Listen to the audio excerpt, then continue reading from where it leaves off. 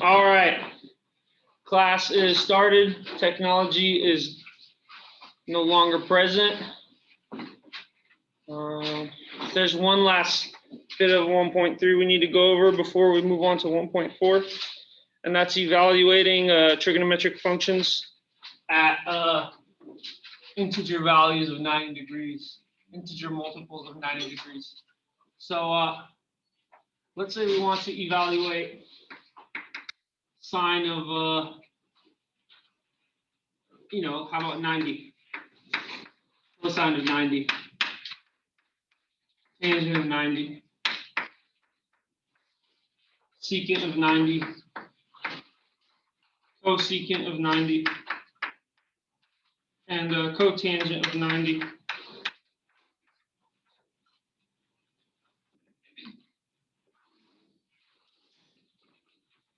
What we can do is create a Cartesian coordinate system here.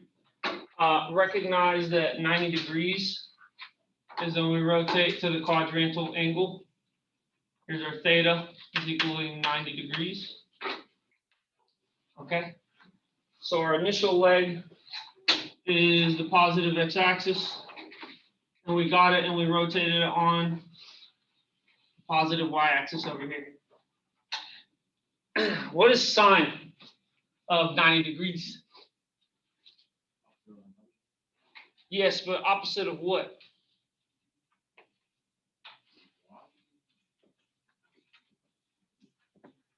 Usually you get a triangle, right? Usually you have some type of triangle like so. Right? And this is your angle theta.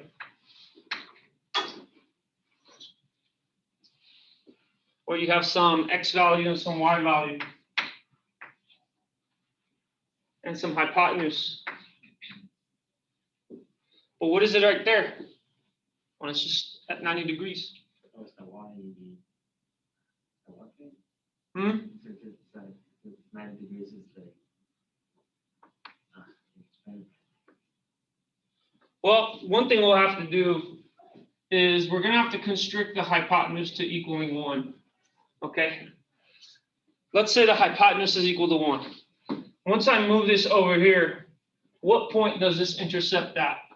Give me the x value and the y value as a coordinate pair. What's the x value? 0. Very good. Because look, come down to the x-axis, it's at 0. What's the y value? There's no The y value is 1. Why is that? Because we got the hypotenuse and we rotate it all the way up here. So the value of the hypotenuse is indeed the value of what the y is. The y changes and changes and changes until it becomes the hypotenuse. Does that make sense?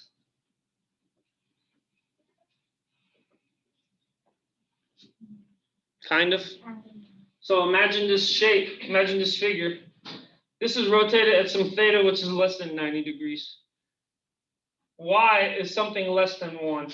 But when we rotate it higher and higher, y becomes 1. At angle theta is equal to 90 degrees. Because your y and your hypotenuse overlap perfectly when it's at 90 degrees. When it's lower than 90 degrees, y will be less than the hypotenuse. One way to think about it is that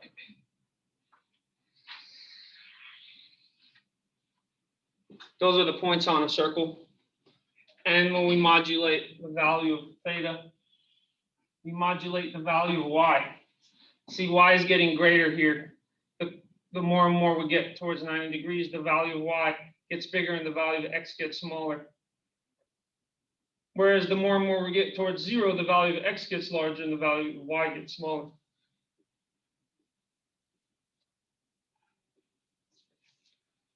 So what's this point right here? We're not talking about this point, but just to ask you, what would be the coordinate pair of these points? Or this point right here? 1, 0. Okay, so now you get it. Here, the hypotenuse becomes the x. At theta is equal to 0. the x and the hypotenuse are the same, which is 1. When theta is equal to 90, the x and the y, the hypotenuse and the y become the same, which is 1. So notice that this is your x and this is your y. So if sine of 90 is, like you said, opposite over hypotenuse, what am I going to have? What's opposite? Opposite is your y in reference to your theta, right? So what is it? 1. What is your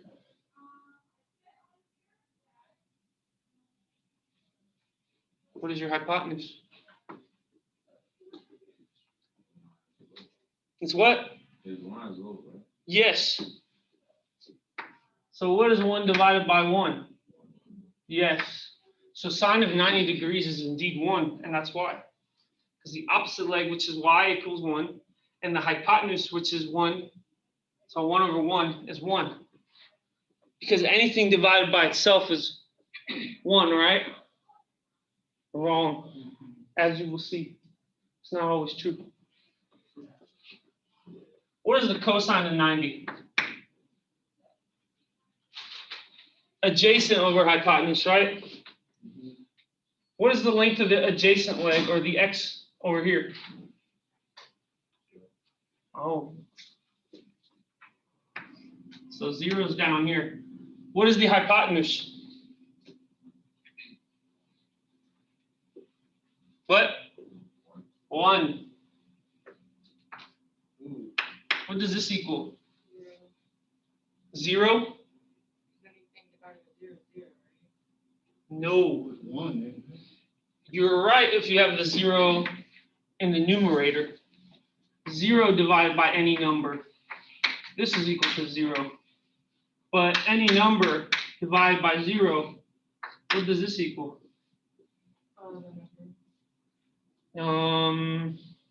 Question mark. You've been taught what to say when you encounter this. You've been taught to say it's undefined. But why is that true? And what's so undefined about it? Can't take 0 out of 1. Say what? So you can't take 0 out of 1. You can't take 0 out of 1. I don't know how to make sense of that. Here's what's going on. Okay. Let's say you could divide by 0. Okay. Let's say 1 over 0, or any number divided by 0. Let's say it's not undefined. Let's say it equals question mark. In mathematics, if you assume something to be true and it leads to contradictions, that means your original assumption was flawed. Because mathematics works in a Boolean structure. So let's say I have one yellow piece of chalk. I hide it behind my back and I ask you, which hand is it in, left or right? Pick one. Somebody pick one. Right. Okay. Let me switch it. It's not in there. What can you logically assume? It has to be in the left hand. It has to be. There's no other logical alternative. It has to be in the left hand, right? That's how mathematics works. The statements are either true 100% or false 100%. There's no like half true, half false. Mathematics is very black and white. It's very true or false. It either is correct or it's not. And because of that fact, we can use proof by contradiction. So now that I talked about that, before I show why this is true, I have to show you what happens when you have an incorrect assumption and how it leads to contradictions. So let's assume incorrectly that 1 equals 2. Is this true? No, but let's assume it is. Let's say 1 equals 2, and let's assume it is true. Look what happens if I subtract a 1 from both sides. -1 here, -1 here. What does this give me on the left-hand side? What does this give me on the right-hand side? Does 0 equal 1? So our original flawed assumption after an algebraic step led us to another flawed assumption, right? If you assume 1 is equal to 2 and you start doing algebra, it leads to more incorrect assumptions, like 0 is equal to 1, right? Does that make sense? Okay, good. Now, if we can show that assuming any number divided by 0 is not undefined, and that leads to a contradiction, then it shows that our original assumption was flawed. So it's the opposite of that. Okay? Kind of like you thought it was in my left hand, but I showed you and it's not. So that means it's the opposite of that. It's in my right hand. So left or right is like true or false. That's what they're analogous to. Okay. So let's say any number divided by 0 equals, let's not even put a question mark. What do you want it to equal? What? 5. Okay, that works. We could have not even had 5. We could have had it as a question mark. But let's entertain it being 5. Notice what happens when we multiply both sides by 0. The zeros cancel out here. So we get some number is equal to 0 times 5. Okay.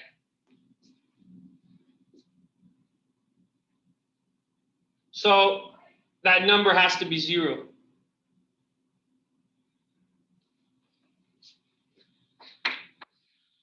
That number had to be 0.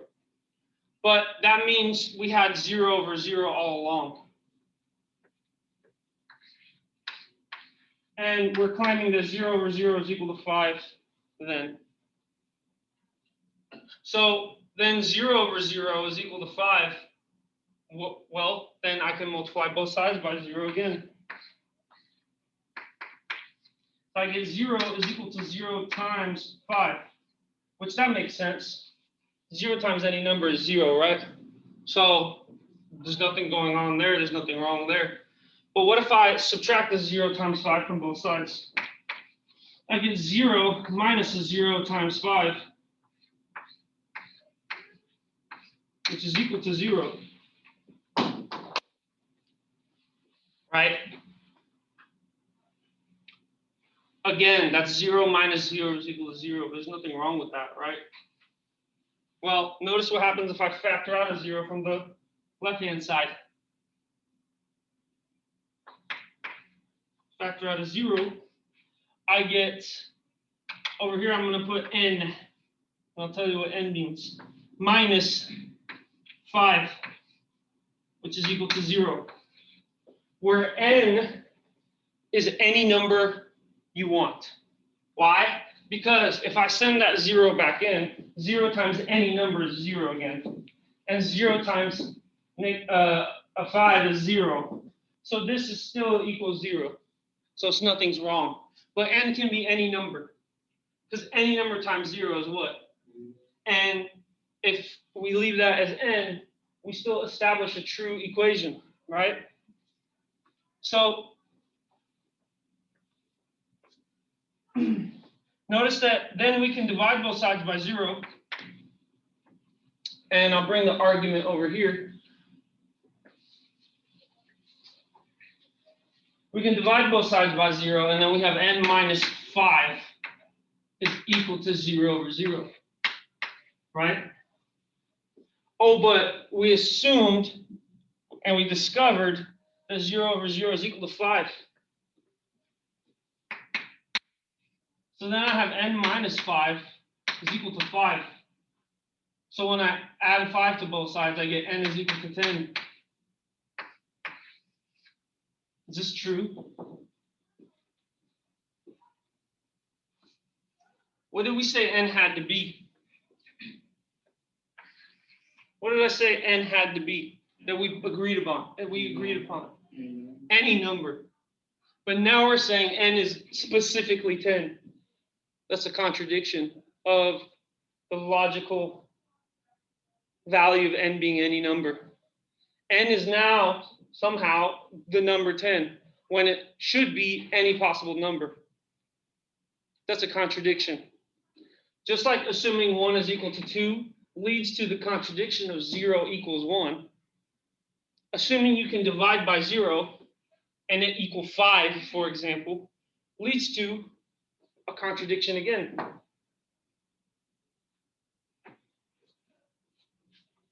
Now, many people think, well, I know how to get around that. And this goes back to what I was saying earlier. Any number divided by itself is 1, right? And you guys all shake your head. Yeah, any number divided by itself is 1. And you're right, except you're wrong. What about 0 over 0? Let's assume it equals 1. Anything divided by itself should equal 1, right? If I can do some algebraic manipulations that lead to a contradiction, that means this original assumption was false. Just like your assumption that the chalk was in my left hand was false. That implies the opposite. It's in my right hand. So in math, if you assume equality, it leads to a contradiction. That means they weren't equal. That means that was a false assumption.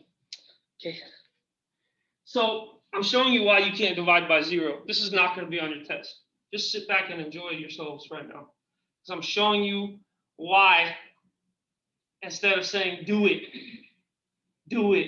it's undefined, don't ask questions. That's not how I operate. I ask questions and I find answers. And if anybody doesn't like that, that's their problem. I will find out the truth. So let's assume 0 over 0 is equal to 1. Then let's multiply both sides by 0. So I get, once these zeros cancel, I get 0 is equal to 0 times 1. But that's 0, so there's no contradictions here, right? No contradictions. So I guess we can divide by 0, right? Well, let's keep going. Subtract a 0 times 1 from both sides. Anything subtracted by itself is 0. So we get 0 minus 0 times 1. And in a similar argument to where we had the 5, let's factor out a 0 here. What do we get? 0 times the quantity n minus 1, where n is what? Any number, because 0 times any number is 0. And 0 times this 1 gives me that. So it restores the original equation. But again, dividing both sides by 0 leads to the fact that n minus 1 is equal to 0 over 0, which by hypothesis we assume should equal 1. We suppose it should equal 1. So we have n minus 1 equals 1. Which implies if I add a 1 to both sides, it implies that n should equal 2. Contradiction. N should be able to equal any number, not just 2. That's a contradiction.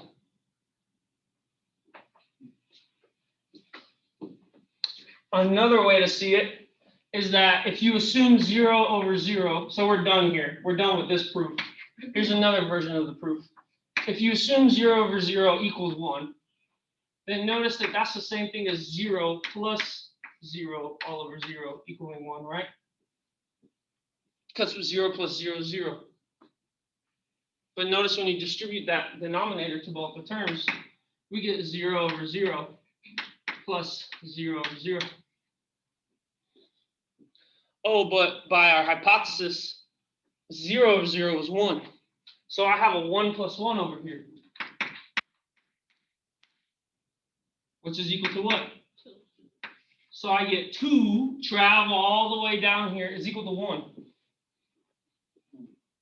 Contradiction again. That's why you can't assume 0 over 0 is equal to 1. Because it leads to contradictions, which implies that it's false. That means it can't equal 1. Isn't that cool? Isn't math cool? No, it's already cool. I showed you why you can't divide by 0. All of your other teachers just said, do it and don't ask questions. So that's why this is undefined.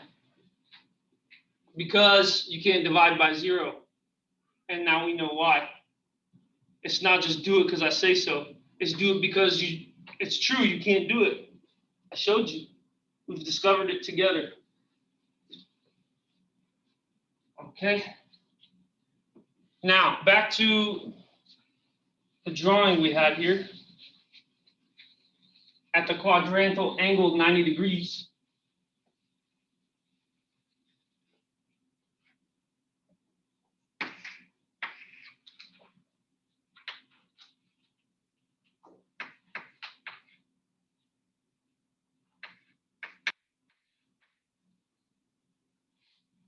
Over here, we agreed that this is 0, 1.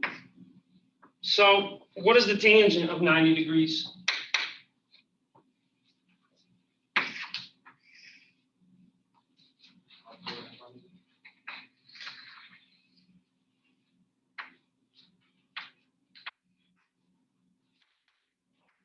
Okay. Opposite over hypotenuse. Opposite over adjacent.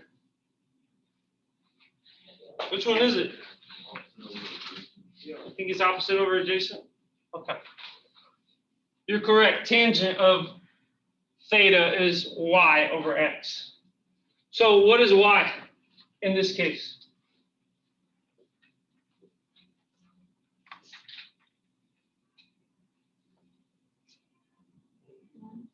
One.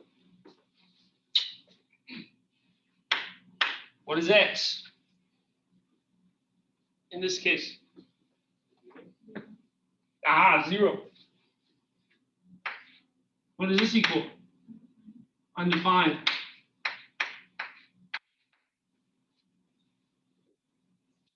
There's nothing we can do with 1 over 0 or anything with 0 in the denominator. As you saw, it leads to contradictions in mathematics. It causes math to break down. Math is supposed to stay logically consistent. And when you divide by 0, that consistency goes away. So we can't do it, or else we're just going to keep generating false statements over and over again. We don't want that. Math needs to be correct statements. It's all about correct statements. So what about secant of 90? What does this equal?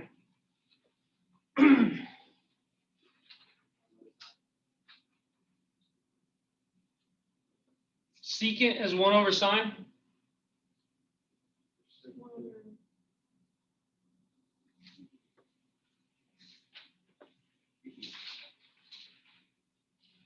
Secant is not 1 over sine, it's 1 over the other one. 1 over cosine of 90, right?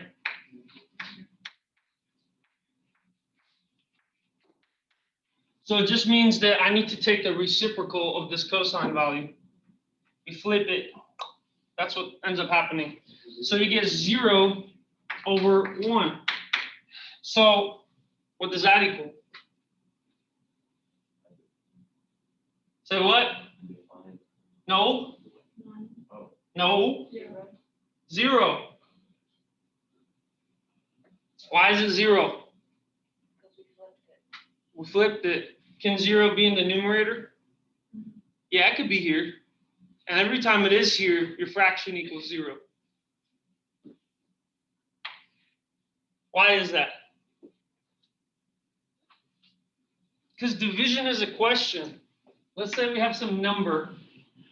Let's say this is 10. This represents the length 10. And I ask you, how much can 2 go into 10? So this is the question. 10 over 2 equals what? Before you say it, which is true, it's 5, look at it in terms of geometry and lengths. if this is 10 and this is 2, it's asking you how many copies of this line segment do I need to create for it to overlap that 10 perfectly. So I might need to shorten this a little bit. There's 1 copy, 2 copy, 3 copy, 4 copy, 5 copy, and these are all 2s.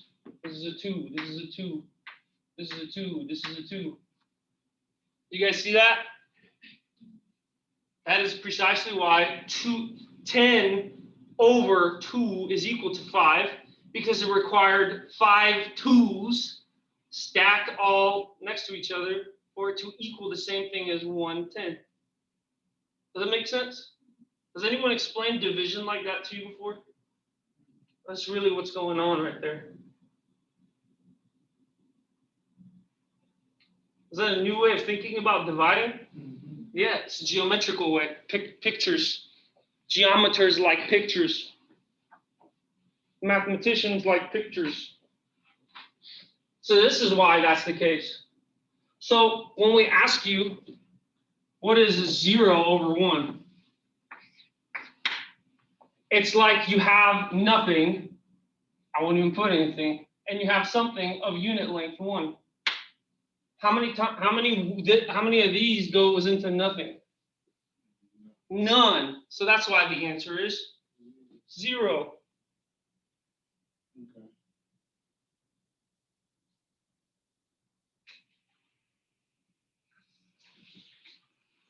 Okay. So what is the cosecant of 90? Oh. Cosecant is 1 over sine. No, I didn't say no. I said oh. I didn't say no. I said oh, and then I thought, hey, that kind of sounded like no. So make sure you tell the student you didn't say no. I said oh. You said h over y. You're correct, because sine is y over h. When you take its reciprocal, it becomes h over y. I said oh, because you got it right, not no. So really what we got to do is look at what we had for sine over there. Take 1 over 1, flip it. What's 1 over 1 flipped is 1 over 1, which is what? Bam. What is cotangent of 90? X over y. 0 over 1. It becomes 0 over 1, which is what? 0. 0. And now it makes sense why, huh? Yes. It makes sense now why, huh? This is how mathematicians, well, at least, I can't speak for all mathematicians. I can only speak for me. This is how I think of division. I don't know if all mathematicians think of it like that.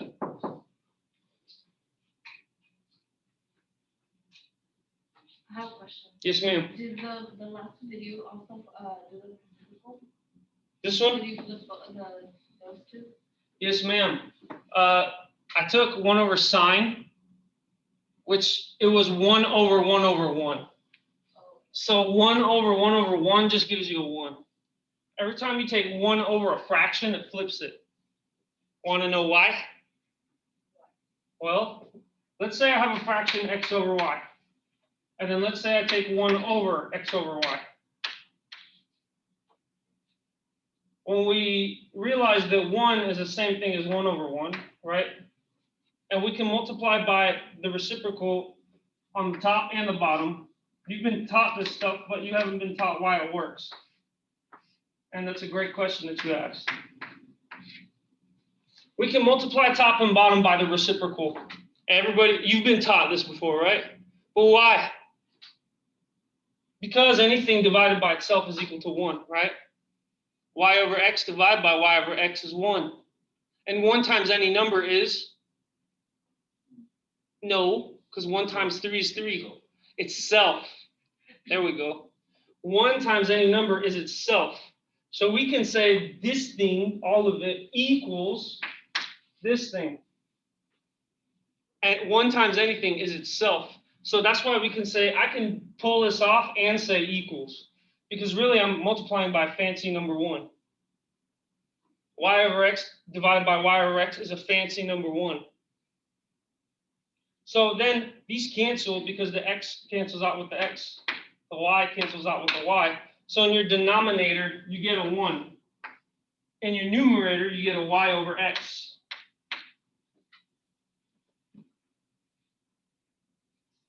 And Y over X over 1 is the same thing as Y over X. So notice that taking 1 over this flipped it.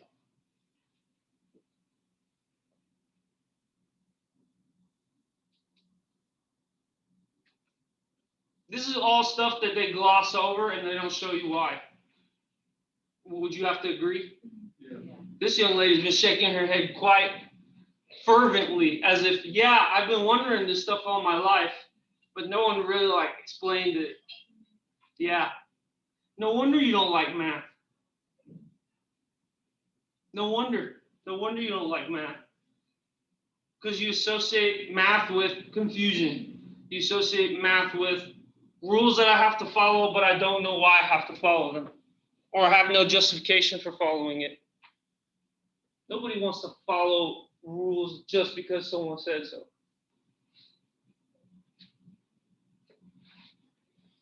I don't follow rules just because someone says so. I follow rules because it makes sense to me. That's why I like math.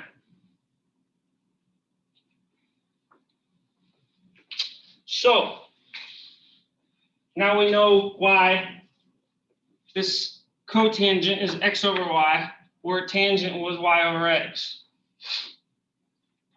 So, we were able to discover what the sine, cosine, tangent, secant, cosecant, cotangent of a quadrantal angle at 90 degrees. You would be expected to be able to know what is it at 180 degrees for all of them. What is it at 270 degrees for all of them? What is it at 360 degrees or at 0 degrees for all of them? Just break it down like this. So at 0 or 360, what can I write here as a coordinate pair? 1. Very good. Just apply that to all of these definitions and you'll pop out the answers. What is it over here? Excellent, excellent. Apply that to all these definitions and you get it. What is it over here? Excellent, excellent. That's right. Take this, apply it to all of these, and you'll get the answer. It's not that bad once you do it for yourself. Slowly, steadily do it for yourself. It'll make sense. Moving on to 1.4, fundamental identities and families of identities.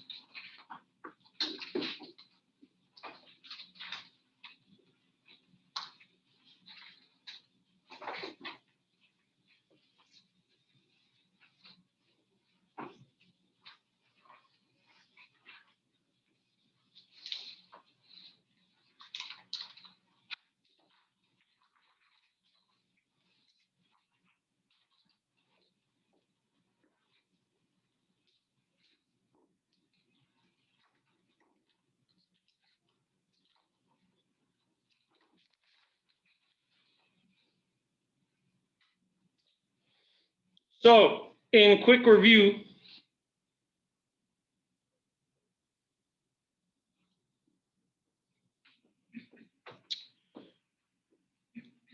we had sine, cosine, tangent. So, I'll tell you guys, the most important trigonometric functions are sine and cosine.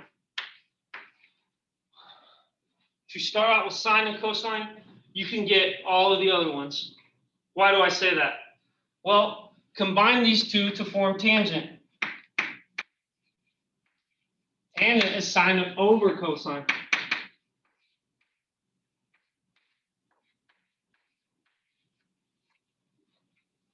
Right? Then take sine, do 1 over sine, which gives you what? Come on, Gives you what? Cosecant, very good. And then you take 1 over cosine to give you what? Secant. Very good.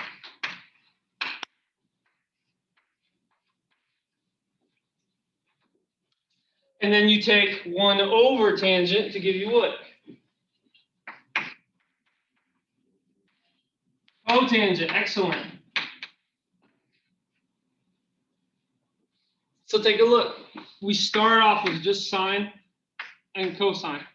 We built tangent by taking sine over cosine.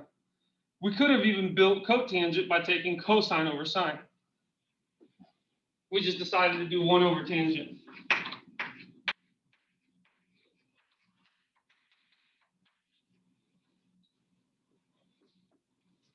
So this is what I mean by sine and cosine are fundamental.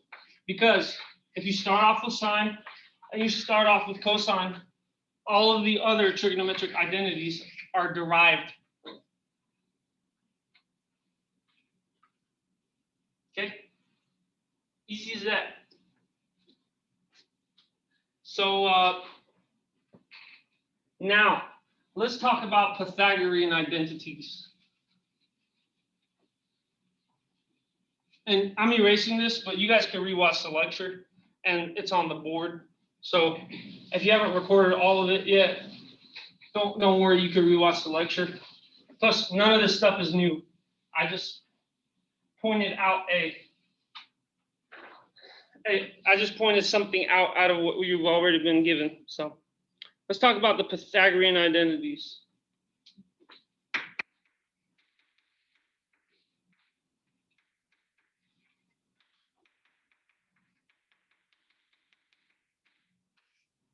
Okay, one of them says that sine squared theta plus cosine squared theta is equal to 1. We're going to prove it.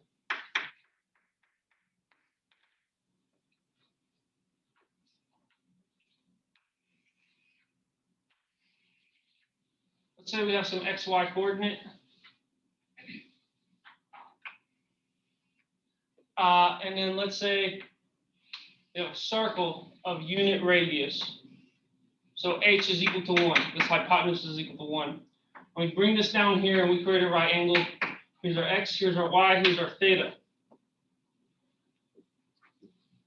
The Pythagorean identity says that sine squared theta plus cosine squared theta is equal to 1. I'm going to prove it. I'm going to prove this right here.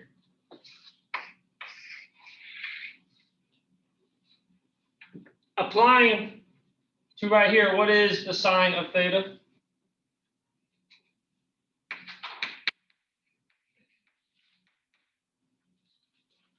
What is it equal to? Yes. Which hypotenuse equals what? 1.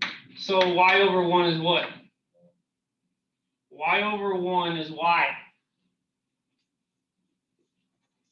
What is cosine applied to this?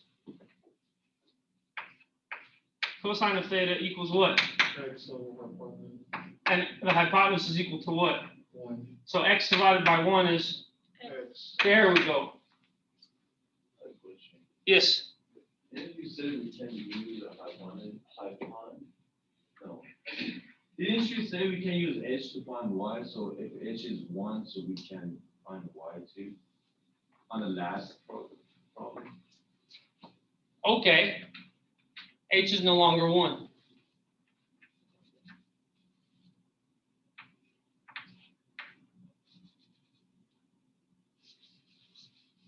He just is saying, what about if h is not 1? Or what about if you know h? Couldn't you find the rest? Technically, no. If you just know h and you don't know x and you don't know y, you can't find them. You need 2 legs of the right triangle to be able to solve for the right triangle. So what if you didn't even know what h was at all? I said let h equal 1. But let's create an even stronger proof. H doesn't equal 1. H can equal anything. It could equal 1, but it could equal 17. It could equal 4.5. Okay. You get this, right? opposite over hypotenuse, adjacent over hypotenuse. The proof doesn't change. The proof doesn't change. So notice that sine squared theta plus cosine squared theta is what? This squared plus this squared.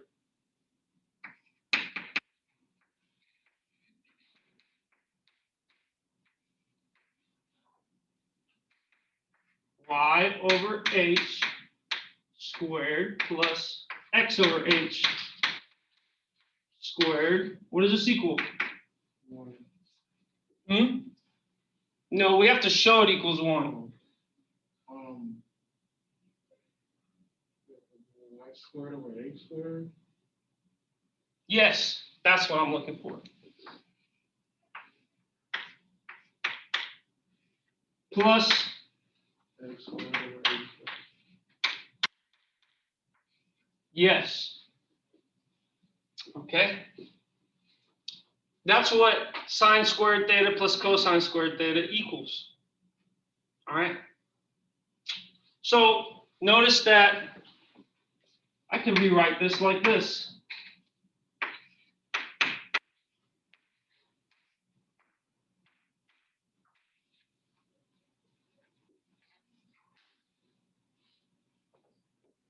Right? Mm-hmm. What does the Pythagorean theorem say if we apply it to this triangle right here? Spell it out for me. Huh? Pythagorean theorem applied to this triangle. You know, where it's a squared plus b squared is equal to c squared. Now replace a, b, and c with the letters you see here. Yes, x squared plus y squared is equal to h squared. H squared. H squared. H squared. H squared.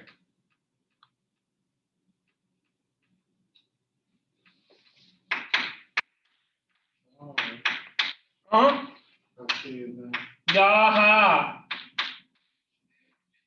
Because if h squared is x squared plus y squared, I could replace h squared here with x squared plus y squared. But what is anything divided by itself? 1. Aha.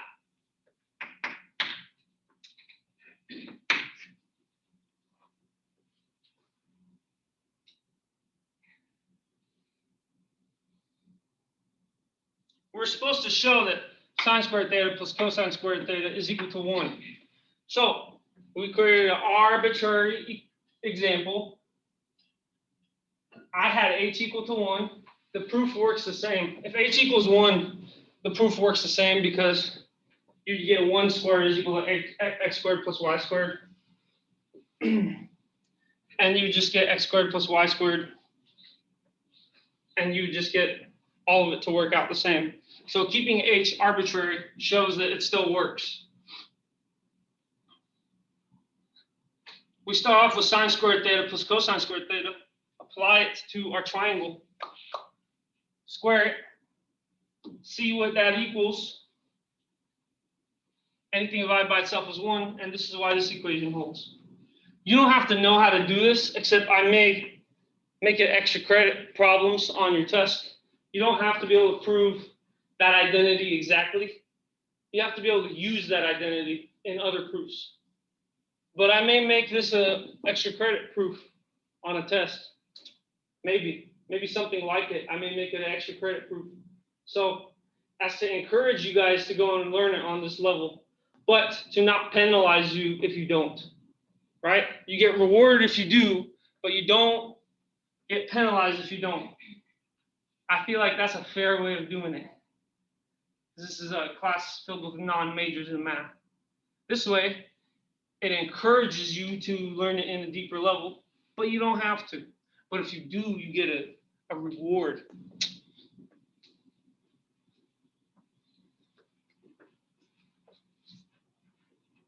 That's one of the Pythagorean identities. Here's another one.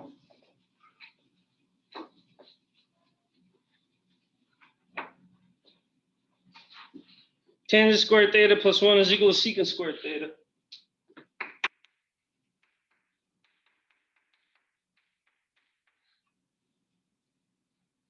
How would we prove this? Well, tangent squared theta plus 1. I want for this to end up equaling secant squared theta. What does secant squared theta equal?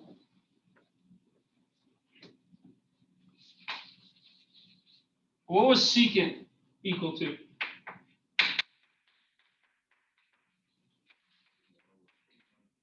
So what?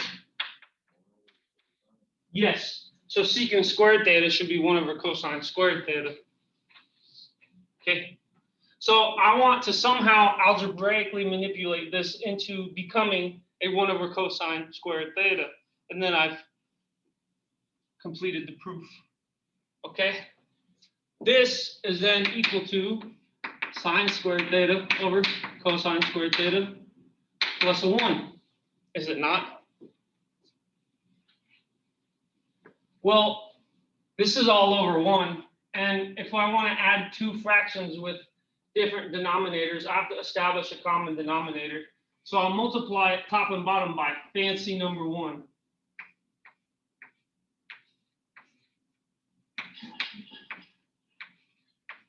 I multiply top and bottom by this fancy number 1 because I want them to have the same denominator, cosine squared theta. So then I have sine squared theta plus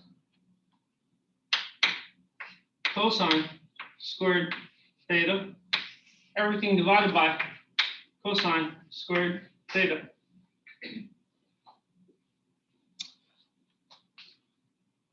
Right?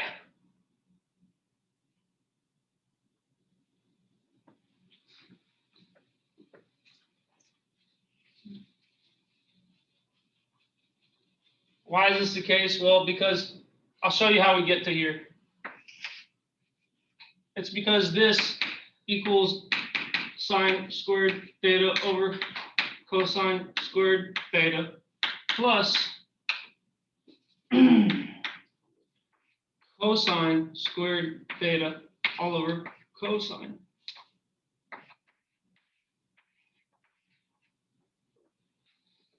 So then we just combine the denominator all under 1 division. Right? Like, for example, if I had 2/3 plus 5/3, we can say this is 2 plus 5/3, right? Just combine them all under the same denominator, where 3 is playing the role of cosine squared theta.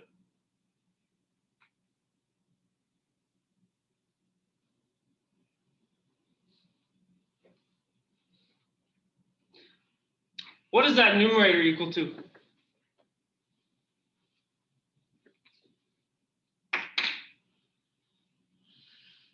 Oh, what was that? Oh, yeah, that's right. It equals 1. Why does it equal 1? Whoever answered it, could you tell me why that equals 1? Cosine squared theta divided by cosine theta is 1. No.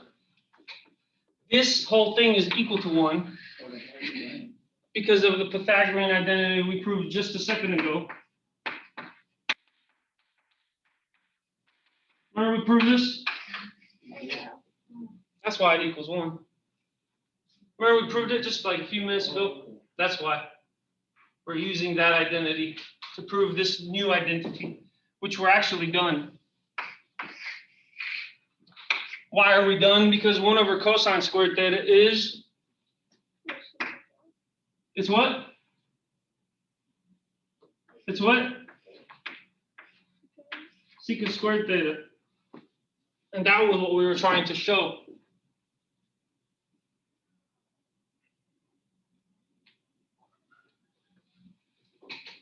My mom was completely something else on that. That's okay. What I was looking at was the sine over cosine is tangent, and then the cosine square over theta over itself was 1.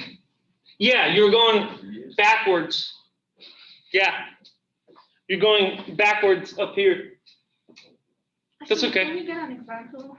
Say what? Can we get an example for that, to prove that, like the numbers and stuff? You want an example of that? Let's do another proof.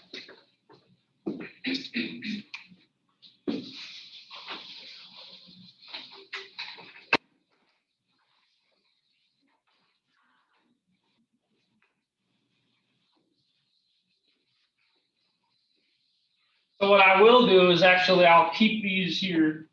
So the ones that we've proven we'll have. So remember, tangent squared theta plus 1 is equal to secant squared theta. Let's prove 1 plus cotangent squared theta is equal to cosecant squared theta.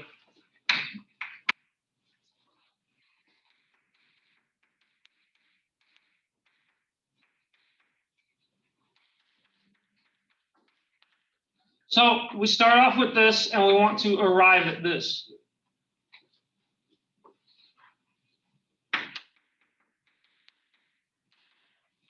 Okay, I want to arrive at cosecant squared theta. So just so I know when I'm there, what is cosecant squared theta equal to?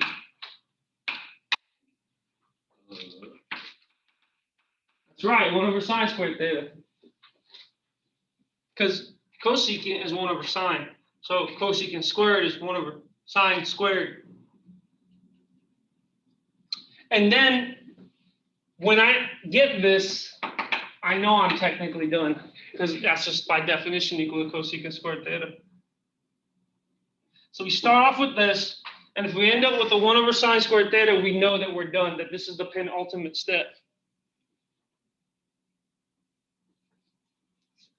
Now, tell me what is cotangent squared theta?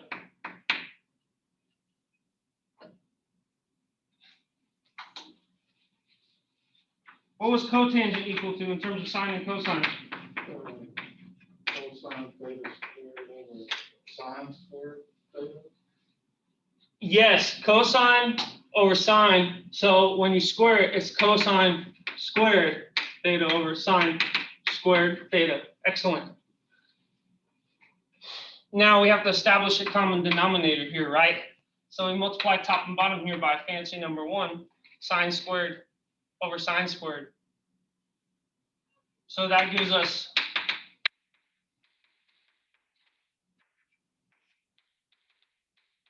when we combine them under the same denominator. That 1 turns into a sine squared because we got 1 over 1.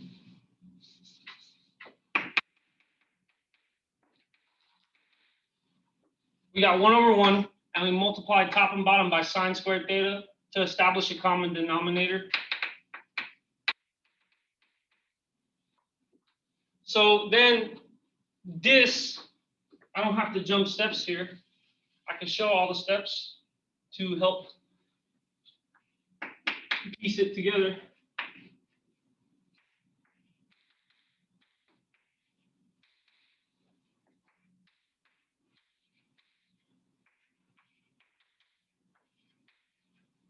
That's what you get there. And so since you see a sine squared theta in the denominator over here in this fraction and over there in that fraction, you decide to just combine them under 1.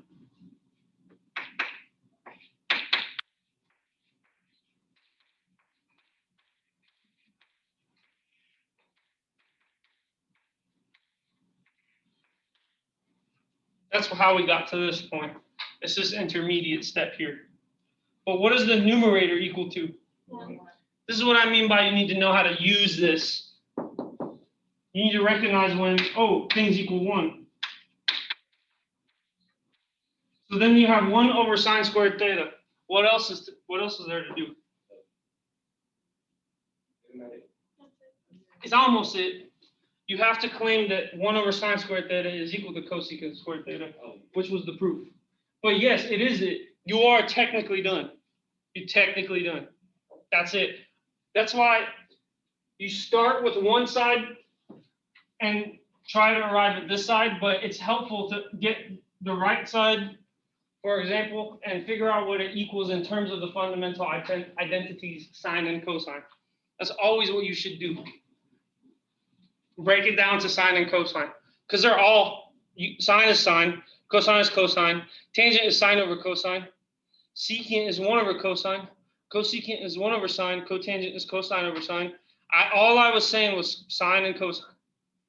Everything is based off of sine and cosine. That's it. All the rest of them. So what you want to do is break them down into sine and cosines. Same thing. I had 1 plus cotangent squared. Break it down in terms of sine and cosine. And then establish a common denominator. Once you do so, you realize the numerator is a fancy number 1 based off of the Pythagorean identity we proved. And you get here and you're done because you know that this equals cosecant squared theta, which is precisely what you wanted to show. But make sure you write equals cosecant squared theta, even though you're technically done. The proof was to show this equals that. So that's another identity.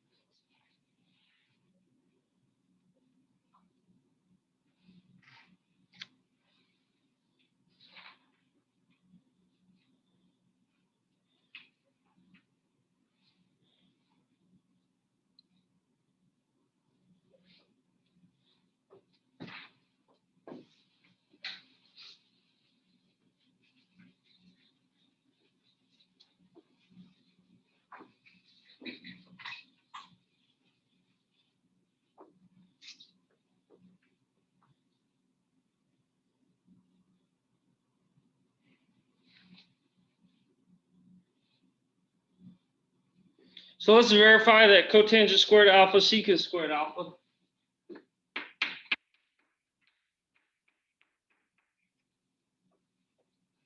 Minus cotangent squared alpha. 1.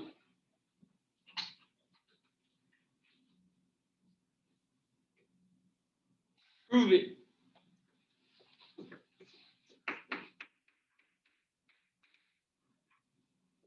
How are we going to do this?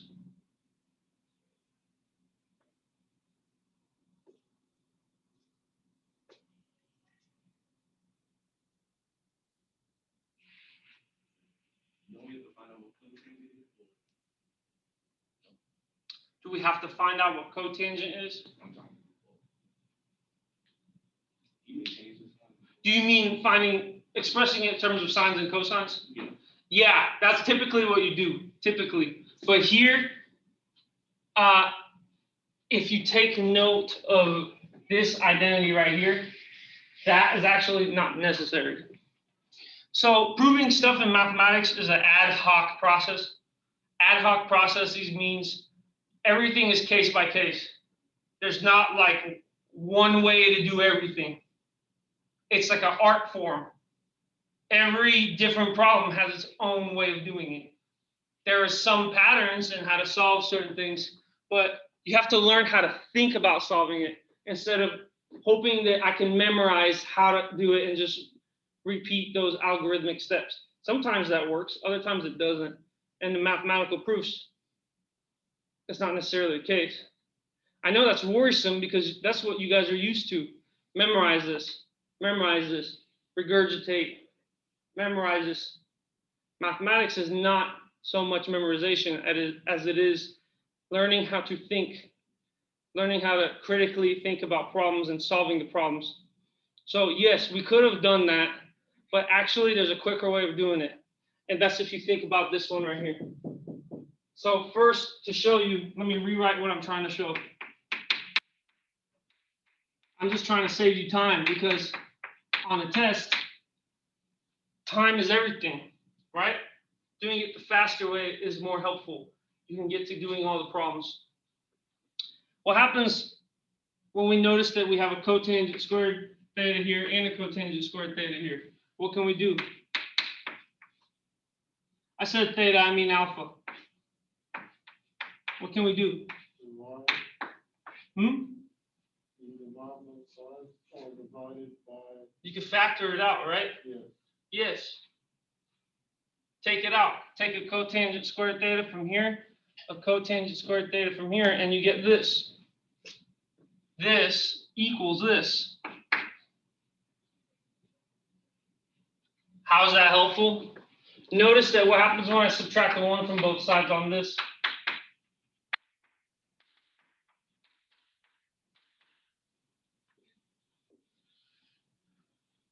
That's exactly what we have here, except instead of theta, it has alpha. It doesn't matter. It's an arbitrary angle. Make sense?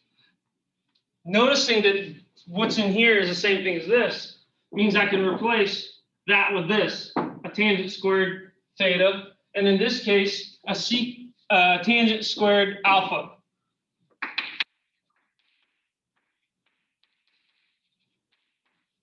Why was it good to do this? Because we wanted it to equal 1. What's cotangent squared alpha times tangent squared alpha?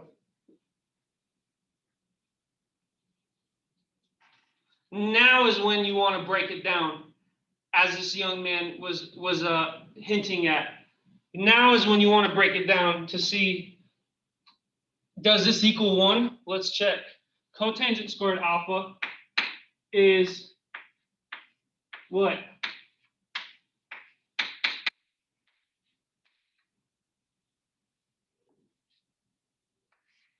What's cotangent squared alpha?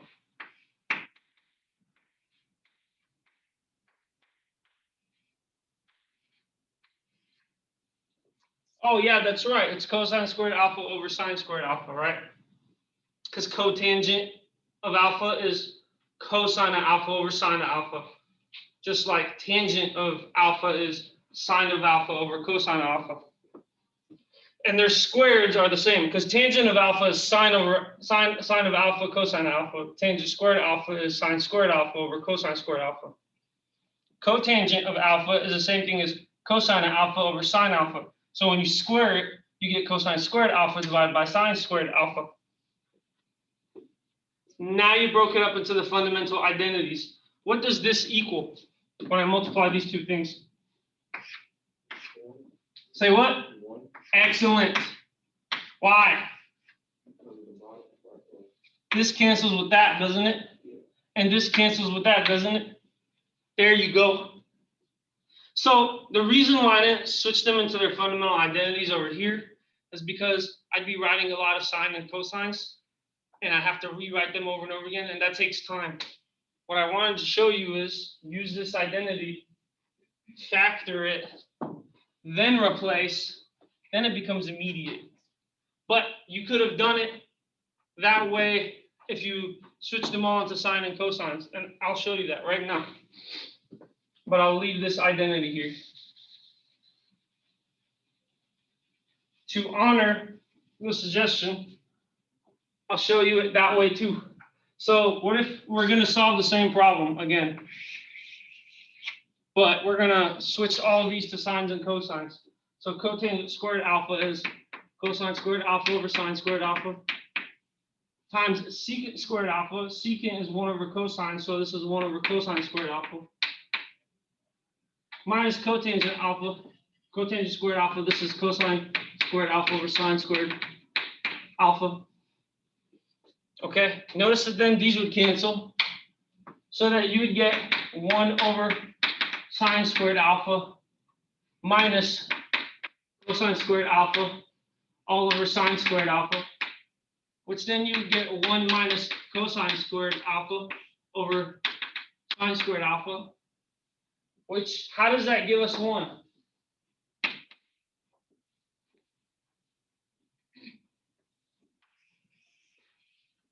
What did sine squared alpha plus cosine squared alpha equal? Excellent. So how can I use that here? Well, I can subtract the cosine squared alpha from this fundamental identity equation. So I can say, oh, every time I see a 1 minus cosine squared alpha, it's really a sine squared theta. So then I could say sine squared alpha or theta, doesn't matter, over sine squared alpha. Oh, but that's 1 because anything divided by itself is 1, except the special case we were talking about. That is the same thing as what we did here. This is just a simpler way of seeing it, the way this way versus that way. But really, potato, potato, tomato, tomato, it doesn't matter. You could have solved it going this route, or you could have solved it going this route.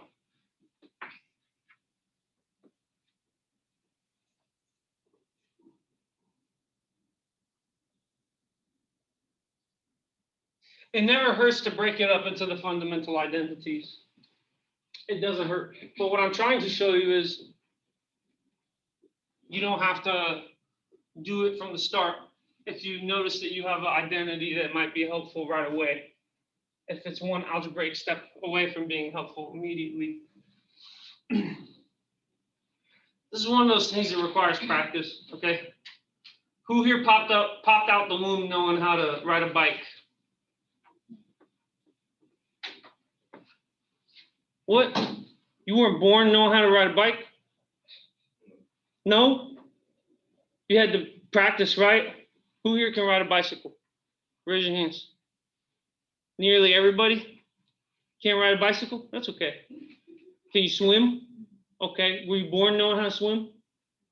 Technically you are, because children are suspended in amniotic fluid. If you toss a little baby in water, it automatically knows not to breathe in the water. So that's a bad example.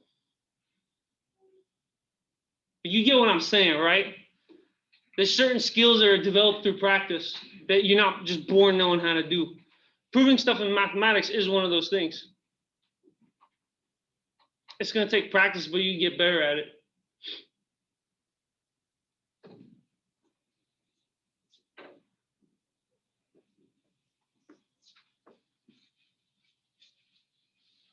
What's cool is there's more than one way of doing it too.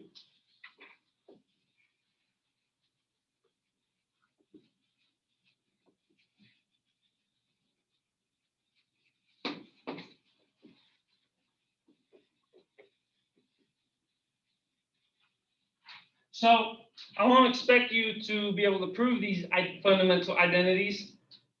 I will ask possible bonus questions over them, but I definitely, without a shadow of a doubt, can ask you to apply them to solving other proofs.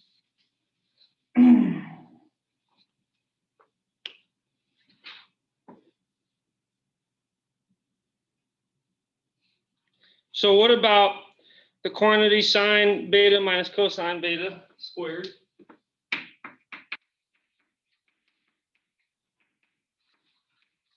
Let's show that this equals 1 minus sine of beta cosine of beta.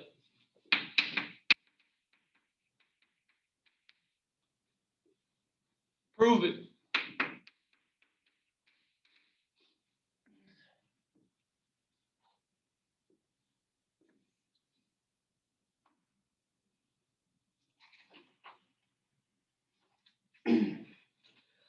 Well, to prove stuff, you have to start with one side of the equation and travel your way to the other side.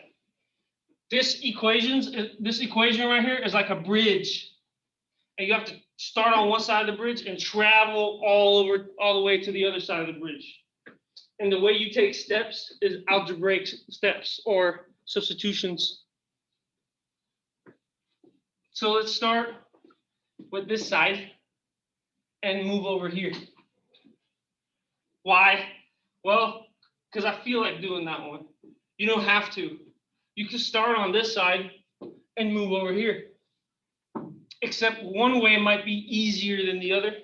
So we want to do the easier way, right? Save time and mental energy so that you can get all the problems done on your home or on your exams. You want to be able to do it the fast way to be able to get all the exam problems done. Given your time constraint. So starting off with this side,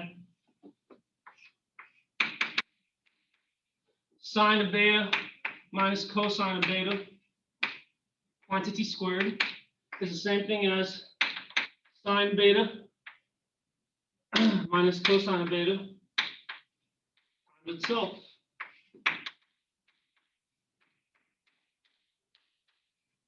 Am I wrong? Nope, it's just that times itself. So then when we FOIL, which I don't like that terminology, but you guys have heard it so much, you recognize it.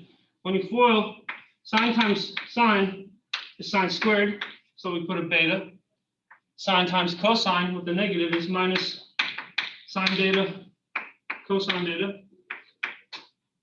And then again, doing that again, you get minus cosine beta, sine beta, and then cosine times itself, even though it has a negative, negative times a negative is a positive, we square it. So we got sine squared beta minus this, plus this. Notice that these two things are the same thing, aren't they? Why do I say that? Because it's just reversing and multiplying and it's different orders. Correct. Because what is 3 times 4? What is 4 times 3? Remember, not inside of a black hole. What? In our flat Euclidean geometry it is. So we can combine this to be sine squared beta minus 2 sine beta cosine beta plus cosine squared beta. What does this equal?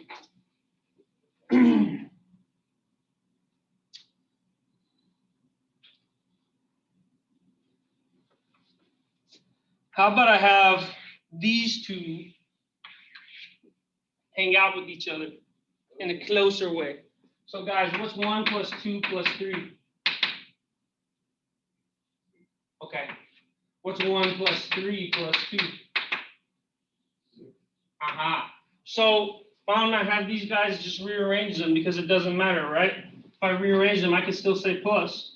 So I can say sine squared beta plus a cosine squared beta minus this 2 sine beta cosine beta, right?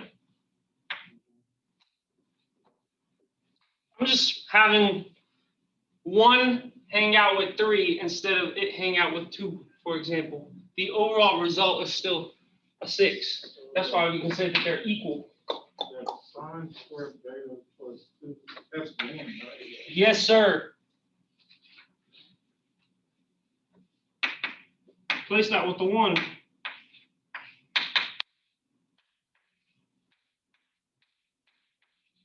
What else? What else do we have to do?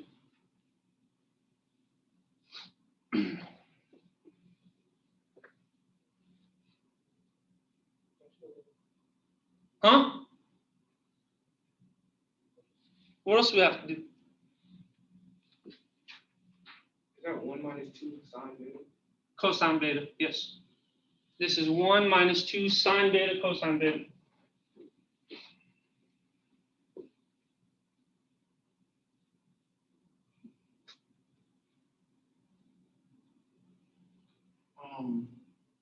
Can't you add that the other side to cancel out the?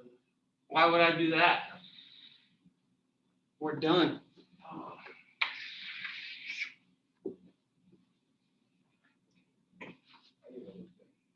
Huh? I said, I didn't even look back. Right. So I'm training you guys to do that. That's why I said, what do I do next? When people say that, they're implying that there's a step afterward, subtly, right? But that was to trick you.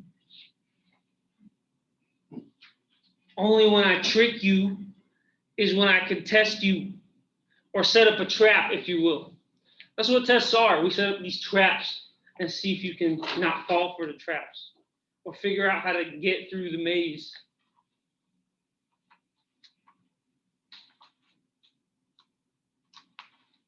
Does that make sense? So I'm training you to think, oh, all this stuff I'm doing has an end goal in mind. What is the end goal? It's this. So you have to have that in the back of your head while you're doing this stuff, or else you're just going to be like going nowhere, right? We're at SNU, but let's say I want to go to, I don't know, some other place. I don't know, California. I have to know where California is to know how to drive there, right? Yes, so your final destination is here. California. This is where you start off with, for example.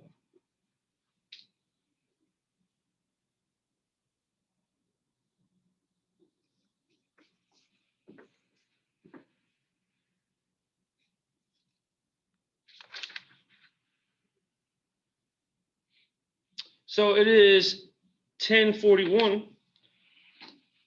So class is technically over. We haven't gone, there's a little bit more to go through this section. Just a little bit, not too much. So we'll talk more about that on Thursday.